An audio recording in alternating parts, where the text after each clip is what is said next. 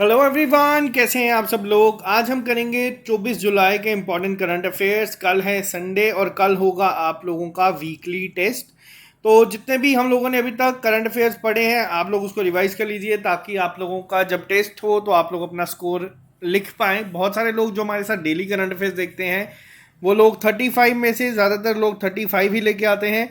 तो अब आपके पास टाइम है, आप लोग रिवाइज करिए। कल इसी टाइम आप लोगों का टेस्ट होगा। जो लोग ये चैनल पहली बार देख रहे हैं आप इस चैनल को सब्सक्राइब कर लीजिए, और अगर आपको वीडियो पसंद आती है तो इसको लाइक किए बिना मत जाइए करें। इससे हम लोगों को काफ़ी मोटिवेशन मिलती है आप लोगों के लिए लेक्चर लेके आने की। तो कल ही 25 जुलाई है, तो 25 जुलाई को आप लोगों का टेस्ट भी है, graduate level mock test second. Sub inspector जो आपके फाइनेंस डिपार्टमेंट में है उसका JNK से जितने लोग हमारे साथ हैं, ये बोर्ड की ऐप पे आप लोगों के लिए टेस्ट होता है। और जो 1 अगस्त का आपका सरप्राइज है, मैंने आपको कहा था कि मैं आपको कल बताऊंगा, यानी कि कल शाम को मैं आप लोगों के लिए ये सरप्राइज भी लेके आऊँगा। तो चलिए स्टार्ट करते हैं आज की क्लास को बिना ज़्यादा टाइम वेस्ट किए। तो सबसे पहला क्वेश्चन ही आज का सबसे ज़्यादा इंपॉर्टेंट है। सैला टनल जो है वो अभी तक की कहा जा रहा है कि इंडिया की लॉन्गेस्ट बाई लेन रोड होगी, रोड टनल होगी। तो ये कहाँ पे होगी, ये वर्ल्ड की कहा जा रहा है, तो ये कहाँ पे बनाई जा रही है। तो पहला क्वेश्चन तो आपको ये पता होना चाहिए, एग्जाम में डायरेक्ट पूछा जाता है। ये स्टैटिक की फॉर्म में पूछा जाएगा इन फ्यूचर। तो जो सैला टनल है ये कहाँ पे बनाई जा रही है, तो ये बनाई जा रही है अरुणाचल प्रदेश में। इसका लास्ट जो ब्लास्ट था, आप लोगों ने देखा जितनी भी गुफाएं बनाते हैं वहाँ पे ब्लास्ट होते हैं काफ़ी, तो जो लास्ट ब्लास्ट था वो कल किया गया है। जो डायरेक्टर जनरल है बॉर्डर रोड्स के। अब यहाँ पे इंपॉर्टेंट क्वेश्चन ये भी है, आपसे पूछा जा सकता है कि ये जो रोड्स हैं ये कौन बना रहा है। तो ये बॉर्डर रोड ऑर्गेनाइजेशन बनाती है रोड्स, जितनी भी आपकी हिली एरियाज में है या जो बॉर्डर कनेक्टेड रोड्स हैं उनको बॉर्डर रोड ऑर्गेनाइजेशन बनाता है। पहला पॉइंट। तो अरुणाचल प्रदेश में ये जो प्रोजेक्ट है 2019 से शुरू किया गया था, इनॉग्रेशन इसकी PM नरेंद्र मोदी ने की थी।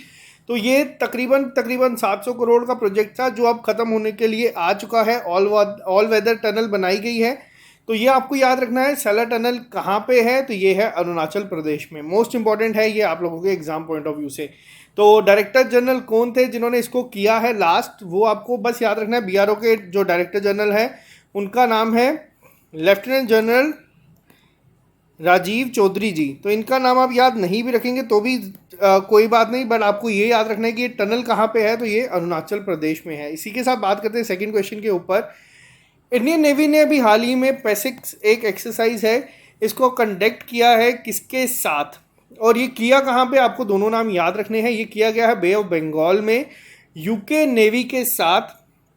तो बहुत इंपॉर्टेंट है। पैसिक्स क्या है, ये शॉर्ट फॉर्म है पैसेज एक्सरसाइज की। तो ये आपको याद रखना है, आपसे एग्जाम में पूछा जा सकता है पैसेज एक्सरसाइज किस किस के बीच में हुई है। तो आपको पहला याद रखना है इंडियन नेवी और UK नेवी के बीच में है, नेवल एक्सरसाइज है। दूसरा पॉइंट ये पूछा जाता है आजकल एग्जाम में कि ये कंडक्ट कहाँ पे हुई है, तो बे ऑफ बंगाल में इसको कंडक्ट किया गया है। तो बहुत इंपॉर्टेंट है आपके एग्जाम पॉइंट ऑफ व्यू से। इंडियन नेवी के इस समय हेड कौन है, तो वो है एडमिरल करमबीर सिंह जी। तो इनका नाम आपको याद रखना है। तो ये इंपॉर्टेंट है आपके लिए। बात करते हैं नेक्स्ट क्वेश्चन के ऊपर। अभी हाल ही में सुप्रीम कोर्ट ने स्क्वैश कर दिया provisions of dash amendment related to cooperative societies. तो अभी हाल ही में सुप्रीम कोर्ट ने जो एक अमेंडमेंट की गई है, कौन से अमेंडमेंट की है, तो वो प्रोविजंस ऑफ 97th अमेंडमेंट है, इसमें किया गया है। ये पहला पॉइंट तो आपको ये याद रखना है। किसके साथ ये डील करती है, तो ये करती है कोऑपरेटिव सोसाइटीज़ के साथ। एग्जाम जो आप लोगों का असिस्टेंट रजिस्ट्रार का है उसमें हो सकता है डायरेक्ट क्वेश्चन यही पूछा जाए आपको। अब रीज़न क्या था इसको स्ट्राइक डाउन करने का, तो जो 97th कॉन्स्टिट्यूशनल अमेंडमेंट है तो इसमें काफ़ी सारी रेक्टिफिकेशन की गई है, और 1.5 of the state legislation as per article 368(2) of the constitution. तो ये किया गया है एक्सक्लूसिव स्टेट सब्जेक्ट जो होंगे कोऑपरेटिव सोसाइटीज़ के लिए। अब यहाँ पे क्या है, जो 97th अमेंडमेंट को हटाया गया है, तो ये आपको याद रखना है। वहीं आपको कोर्ट के रिलेटेड बता दूँ, गुजरात हाई कोर्ट पहला ऐसा बना है जो कि अपनी जितनी भी केसेस की हेयरिंग होती है उसको यूट्यूब पे लाइव करेगा। आप लोग वो देख सकते हैं जाके, इनका यूट्यूब पे चैनल होगा, वहाँ पे आप लोग देख सकते हैं। इसी के साथ साथ जो नॉमेनक्लेचर है जम्मू कश्मीर हाई कोर्ट का, इसको बदल के Jammu Kashmir and Ladakh high court कर दिया गया है। तो ये छोटी छोटी चीज़ें भी आपको पता होनी चाहिए। बात करते हैं नेक्स्ट पॉइंट के ऊपर। जो आप यहाँ पे देख रहे हैं आईएनएस तबार, इसका नाम आप लोगों ने पहले भी सुना है। आईएनएस तबार ने अभी हाल ही में रशियन नेवल डे पे जब इन्होंने सेलिब्रेट किया था तो इन्होंने पार्टिसिपेट किया था, लेकिन हाल ही में इन्होंने मैरीटाइम एक्सरसाइज को कंडक्ट किया है फ्रेंच नेवी के साथ। तो आपसे ये पूछा जा सकता है कि ये कहाँ पे है, कहाँ पे ये कंडक्ट किया गया था। 2 दिन की मैरीटाइम एक्सरसाइज को किया गया था फ्रेंच नेवी के साथ बे ऑफ बिस्के में। तो ये बहुत इंपॉर्टेंट है आज के आपके एग्जाम पॉइंट ऑफ व्यू से। आपसे ये भी पूछा जा सकता है कि रशियन नेवल डे में कौन सी इंडिया की शिप थी जो गई थी, तो वो गई थी आपकी आईएनएस तबार। और वहीं आईएनएस तबार ने ही फ्रेंच नेवी के साथ अभी हाल ही में 2 दिन की एक्सरसाइज करी है बे ऑफ बिस्के में। तो ये आपको याद रखनी है, जगह का नाम बहुत इंपॉर्टेंट है। यहाँ पे फ्रेंच नेवी की तरफ से चार राफेल जो थे फाइटर एयरक्राफ्ट, इन्होंने भी पार्ट लिया था, और इसी के साथ हेलीकॉप्टर्स ने भी पार्ट लिया था। तो ये भी आपको याद रखना है। राफेल आपसे पूछा जा सकता है इंडिया किससे ले रहा है, तो इंडिया फ्रांस से ले रहा है। तो ये भी इंपॉर्टेंट है बहुत ज़्यादा। बात करते हैं नेक्स्ट क्वेश्चन के ऊपर। अभी हाल ही में G20 इन्वायरमेंटल मीटिंग हुई है, इसको हाइब्रिड फॉर्मेट में किया गया है नेपल्स इटली में। तो कौन थे जिन्होंने इसको वर्चुअली एड्रेस किया है? अब ये इंपॉर्टेंट क्यों है, क्योंकि अभी हाल ही में आप लोगों का ने देखा था रिशफल हुआ है कैबिनेट मिनिस्ट्री में काफ़ी ज़्यादा। तो कौन है जिन्होंने किया है इसमें पार्टिसिपेट, तो इन्होंने तो इंडिया की तरफ से यहाँ पर रिप्रेजेंट किया गया था भूपेंद्र यादव के द्वारा। भूपेंद्र यादव आपसे पूछा जा सकता है कि कौन से मिनिस्टर हैं, तो वो है एनवायरनमेंट मिनिस्टर इस समय इंडिया के। तो ये आपको याद रखना है, तभी इन्होंने यहाँ पे पार्टिसिपेट किया था। Environment forest and climate change minister हैं यहाँ पे भूपेंद्र यादव जी।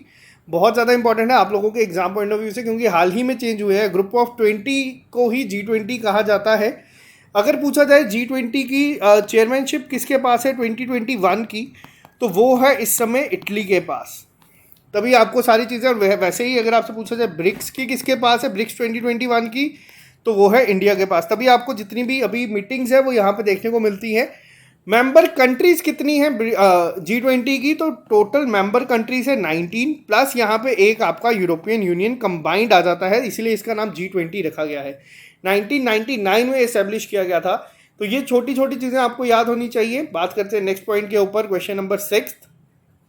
अभी हाल ही में एक एग्रीटेक चैलेंज 2021 को इनॉग्रेट किया गया है, लॉन्च किया गया है फार्मर्स के लिए एशिया और अफ्रीका के। तो ये किसके द्वारा किया गया है, ये क्वेश्चन भी बहुत इंपॉर्टेंट है। 2 तरीके से पूछा जा सकता है, मैं आपको बता दूं। पहला तो यही होगा कि किसने किया है एग्रीटेक चैलेंज ये, तो ये किया गया है UNCDF के द्वारा। अब UNCDF क्या है, तो ये है आपका United nation capital development fund, तो इन्होंने किया है। अब दूसरी चीज़ यहाँ पे पूछा जा सकता है टोटल कितनी कंट्रीज़ हैं इंडिया और एशिया और अफ्रीका से जो इसमें है, तो टोटल कंट्रीज़ हैं 7। अब ये 7 कंट्रीज़ किस तरीके से डिवाइडेड है, एशिया में और अफ्रीका में चलाया जा रहा है। एशिया की टोटल 3 कंट्रीज़ हैं, अफ्रीका की 4 कंट्रीज़ हैं। इंपॉर्टेंट इसलिए क्योंकि इंडिया भी इसका पार्ट है। तो एशिया की 3 कंट्रीज़ इसमें है, इंडिया, इंडोनेशिया और मलेशिया। और वही आपसे पूछा जाए अफ्रीका की कौन कौन सी हैं, तो वो है केनिया, मलावी, युगांडा और आपकी जाम्बिया।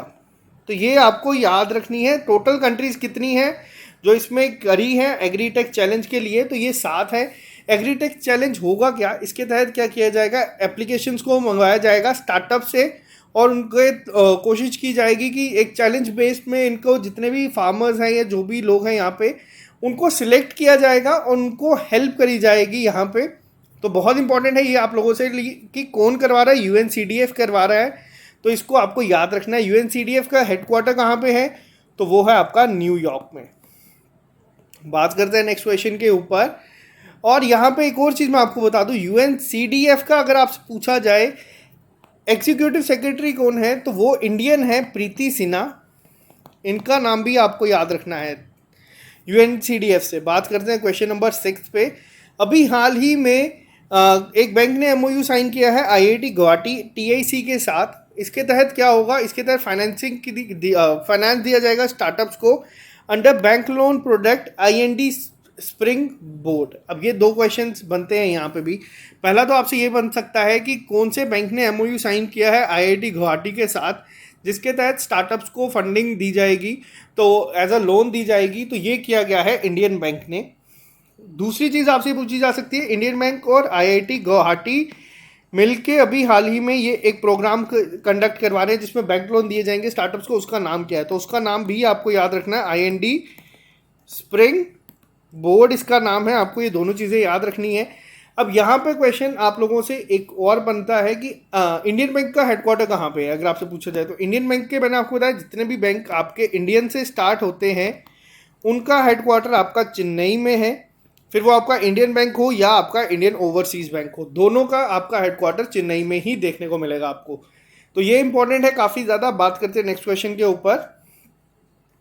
अभी हाल ही में नॉर्मन बोरलैग नेशनल अवार्ड दिया गया है। किसको मिला है ये अवार्ड? तो ये अवार्ड मिला है काजल चक्रवर्ती को।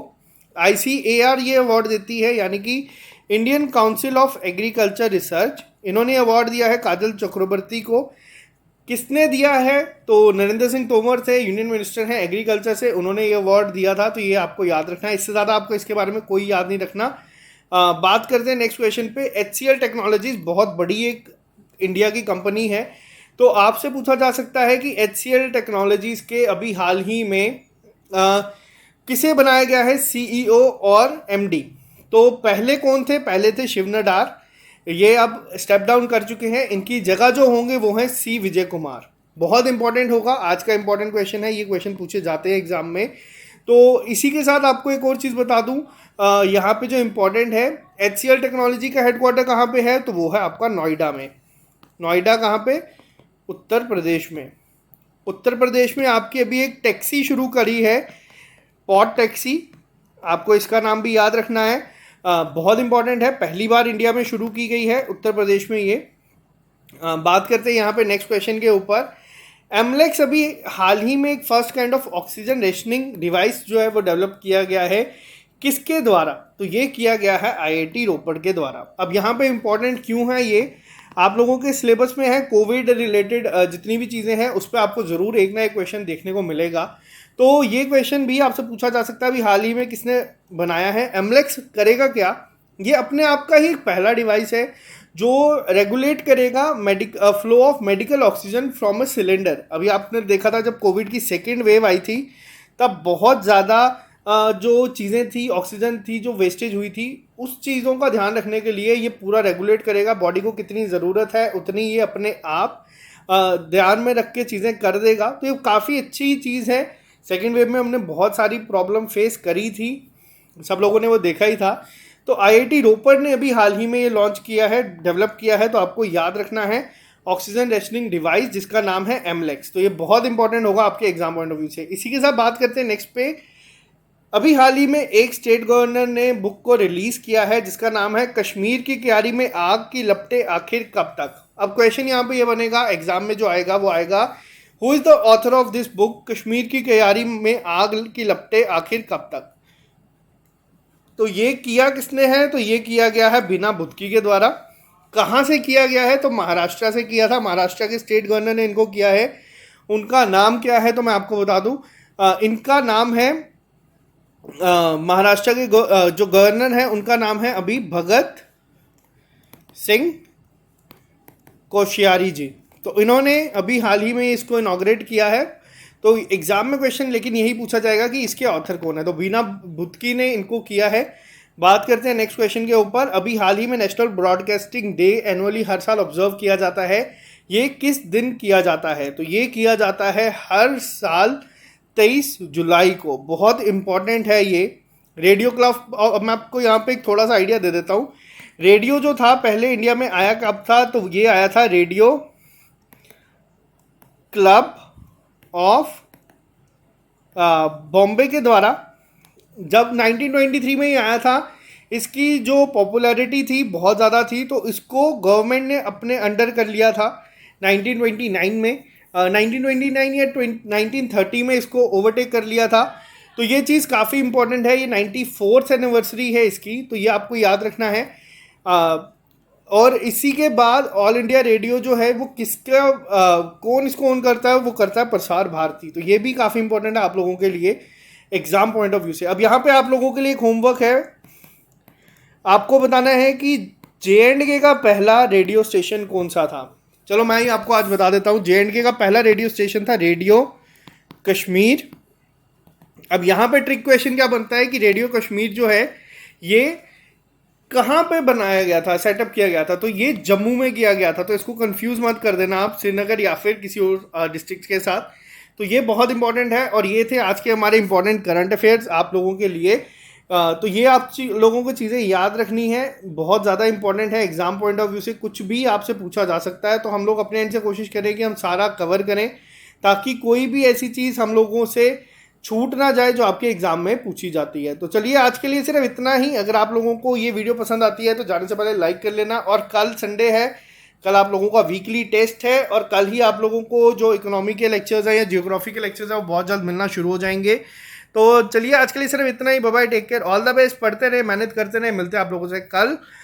और कल ही मैं आप लोगों को शाम को इसी टाइम आके जो आप लोगों का सरप्राइज है 1 अगस्त को, उसके बारे में पूरा डिटेल में बताऊंगा। तो चलिए bye bye, take care, all the best, God bless you all.